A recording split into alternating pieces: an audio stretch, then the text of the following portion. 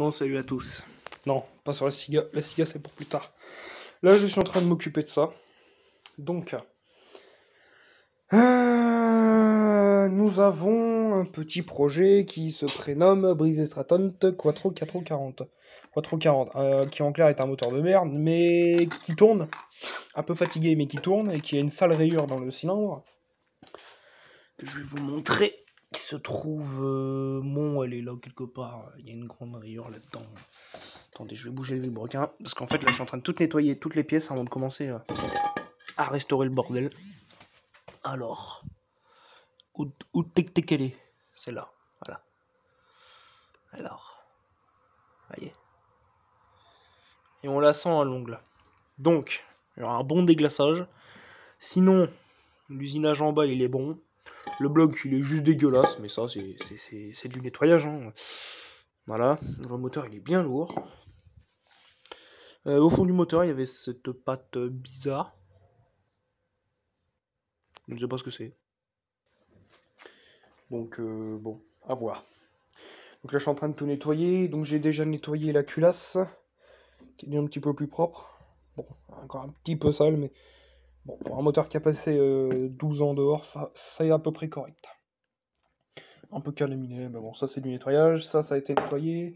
Toute la visserie a été nettoyée et brossée.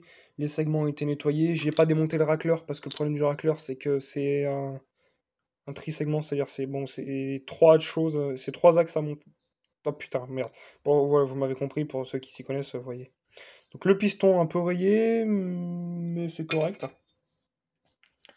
C'est-à-dire que honnêtement, ça pourrait être pire. En fait, ce moteur a tourné sans huile pendant genre 5 minutes. Vous voyez, il y a une marque aussi sur le piston, donc bon, ça a creusé le piston. Donc il faudra essayer avec un bon déglaçage. La segmentation, elle est bonne, elle est pas rayée ni rien, étonnamment. Donc bon, le piston a été nettoyé. Encore un peu de calamine, mais bon, ça, on pourra pas l'avoir nickel, nickel. Ça, j'en profitais pour le nettoyer vite fait, là. Parce que ça reste plein d'huile quand tu le prends, c'est chiant. Voilà. Circlips. Je vais en remettre dedans. Donc voilà, donc là, bah, je suis en train de travailler. Donc après, je vais vérifier l'état des segments donc avec une cale de jeu ou soupape. Et ce que j'espère, c'est que le joint ici, il est pour fusiller. Sinon, tant pis, je le remplacerai, hein, c'est pas bien grave. Mais avant ça, il y a déjà un bon nettoyage de tout ça. Donc là, j'ai pas encore ouvert, mais je vais ouvrir là, le cache soupape. Les soupapes, j'aimerais bien les démonter pour pouvoir les rôder. Malheureusement, je n'ai pas l'outil pour. Là, je vais faire le roulement moteur. Je vais le mettre là parce que ça va être la chose qui va être faite après. Le bas moteur, bon, le vilebrequin, il est pas voilé. Il est pas voilé, il est bien droit. Alors.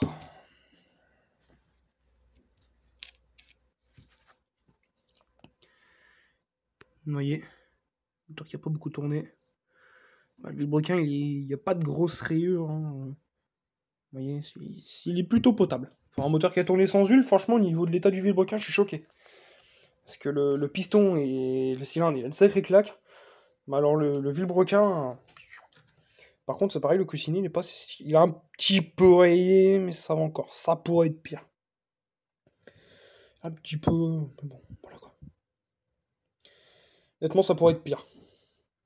Donc, ça va, on a un vilebrequin et on a un bas moteur pas trop abîmé, donc ça va encore. Donc voilà, donc petite vidéo, c'était pour vous présenter ça, et puis bah, la prochaine vidéo, là je vais remonter le moteur hors vidéo, parce que ça va prendre du temps, parce que je vais faire les jeux, les tout bordel, les huilages et tout, donc je vais faire ça en vidéo, les nettoyages, ça va prendre des plombs, mais c'est pas très intéressant. Je vous montrerai une fois que je vous ferai une deuxième partie, une fois que j'aurai remonté un petit peu le moteur, je vais expliquer ce qui a été fait et tout. Voilà. Mais je vais le remonter à l'arrache en termes de bas moteur, culasse et tout. Mais sinon, piston et tout, ça je vais remonter normalement. La mécanique interne, je vais la remonter normalement. C'est juste au niveau des joints qu'il faudrait donc que je rachète un joint de culasse, un joint de. Ça là, de cache soupape, donc de reniflard. Le reniflard, on va le nettoyer. Et puis de bas moteur. Puis après ça, on devrait être bon. Et peut-être pourquoi pas des joints spi pour être sûr. Puis après, on devrait avoir un moteur qui tourne. Et le seul problème, c'est que ce moteur, il est cassé à un endroit, c'est ici.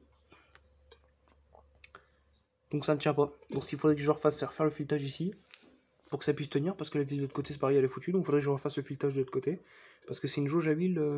Après, dedans, je pense qu'on peut mettre une jauge à huile, vous voyez, comme j'ai. Son Briggs 375 de sprint. Si je peux faire ça, tant mieux.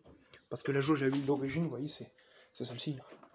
Le problème, c'est que celle-ci se fixe sur le moteur. Donc tant que la volute n'est pas fixée, bah voilà, ça vient comme ça. Puis bah ça bouge quoi. Donc bon, voilà. Si je peux mettre une jauge à huile comme j'ai sur mon sprint, je ferai ça. Après, j'aimerais bien garder cette jauge à huile là qui est mieux, mais c'est mieux pour le remplissage. Bon, voilà quoi. Bon voilà. Sur ce, j'espère que cette petite vidéo vous a plu. Et puis bah moi je vais continuer mon nettoyage et mon remontage. Voilà, allez, sur ce, à plus pour d'autres vidéos. Salut tout le monde, salut YouTube.